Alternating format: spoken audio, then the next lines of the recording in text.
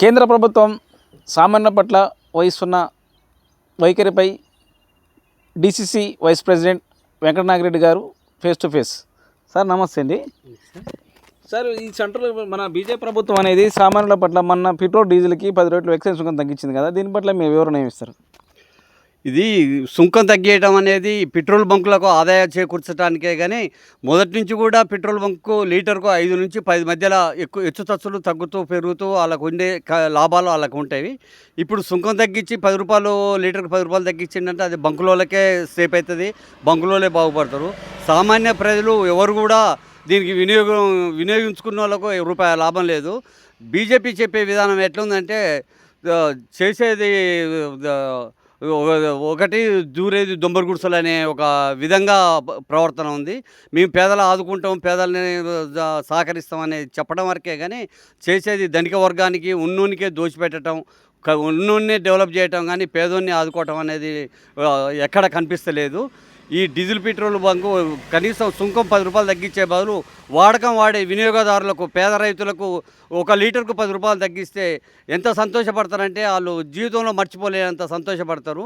ఇది పేపర్లో వాట్సాప్లలో 10 రూపాయలు సుంకం తగ్గించింది బీజేపీ అనేది విని రైతులు సంతోషపడ్డరు.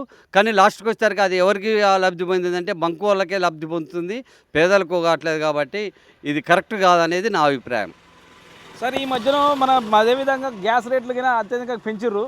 అది పెంచకపోగా మళ్ళీ గ్యాస్ వినియోగం చాలా వరకు చాలామంది ప్రజలు ఇబ్బంది పడుతున్నారు గ్యాస్ దొరకక. దీని పట్ల మీరేమంటారు? గ్యాస్ దొరకపోవడం అనేది కారణం ఏంటని అంటే చాలా వరకు ఏం చెప్తున్నారంటే అక్కడ యుద్ధాలు జరుగుతున్నాయి, యుద్ధాల వల్ల గ్యాస్ రావట్లేదు, గ్యాస్ సప్లై కావట్లేదు, గ్యాస్ షార్టేజ్ ఉంది అని చెప్పి గ్యాసు బయట ధర ఒకటైతే జీరోలో ఇంకా చాలా ఎక్కువ రేట్లు ఎవరికి అందుబాటులో ఉన్న రేట్లలో వాళ్ళు అమ్ముకుంటున్నారు. అసలు మా సామాన్య రైతులు గ్యాస్ కొనాలంటే భయపడి లాస్ట్కు మళ్ళీ ఎప్పుడో తాతల నాడు పోయిన పొయ్యి కట్టెలు ఇవి దోలాడుకొని పొయ్యి ముట్టించే స్థాయికి వచ్చింది.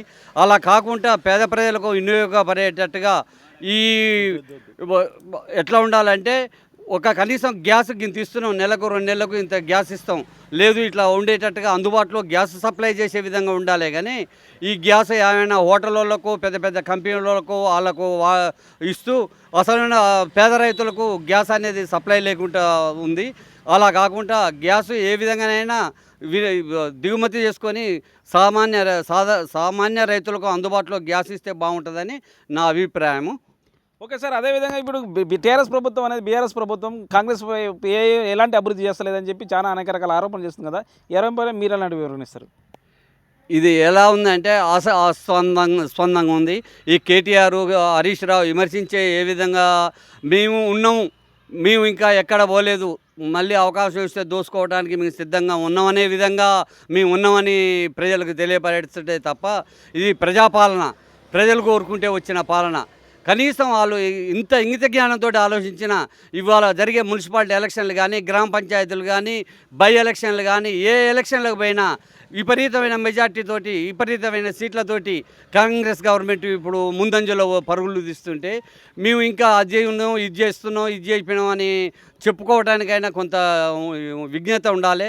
వాళ్ళు దోసుకునేది చాలక ఇంకా మేము దోసుకోవాలనే తాపెత్తరతోటి మేము ఉన్నామనే గుర్తింపు కోసం వాళ్ళు పాకులాడుతుండే తప్ప ఈ ప్రజాపాలన చేసిన కాంగ్రెస్ గవర్నమెంటు కనీసం మహిళలకు బస్సు ఉచితము, పేదలకు కనీసం రుణమాఫీ, సన్న ఓట్లకు కనీసం 500 బోనసు, ప్రతి ఒక్కరికి ఉచితంగా బియ్యం, సన్న బియ్యము, రేషన్ కార్డులు, ఇలా చెప్పుకుంటూ పోతే ఒక అర్ధగంట చెప్పినా ఓదలని పథకాలతోటి కాంగ్రెస్ ముందంజు పరుగులు పెడుతుంటే వీళ్ళు చూస్తూ ఓరవలేక ఇంకా ఏం చేస్తుంది, ఇక ఈ ప్రభుత్వం విఫలమైంది, అదైంది ఇదైంది అని ఇక వాళ్ళు చేసిన తప్పులు వాళ్ళకు గుర్తుకొచ్చి, సరే అది కూడా వాస్తవం అనుకోండి, వాళ్ళన్నీ తప్పుదారులు చేశారు కాబట్టి వాళ్ళ మైండ్లో అయ్యే ఫీడ్ అయినాయి కాబట్టి అదే అంటారు.